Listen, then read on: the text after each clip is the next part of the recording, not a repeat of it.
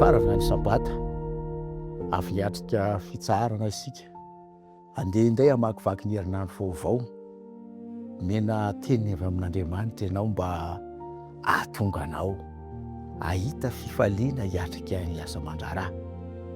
Koa ianoy ary ity fanambarana ity izay eo amin'ny Petera voalohany toko 5:10. Vakitsika izany teny izany mba hoentinao hamakivaky ny herinandro. Izao fanambarana ary Andriamanitra ny fahasoavana rehetra izay efa niantso anao amin'ny voninahiny mandrakizay, izy ahatanteraka sy ampiorona anao ary ampitoetra anao tanteraka.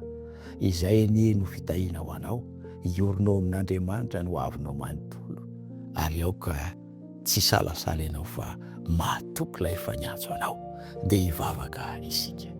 Tompo misaotra noho ny amin'ny sabata izay nitsaranay. Ankehitriny izay hamakivaky eny manao vaovao, mahatoky anao izay Tompo satria ianao no niantso anay.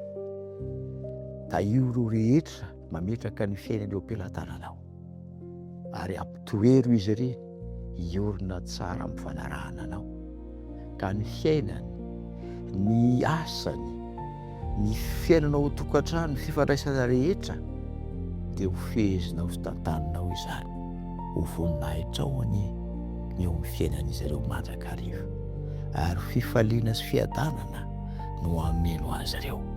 Angatahana izany vavaka izany amin'ny anaran'i Jesosy rery ihany. Amen.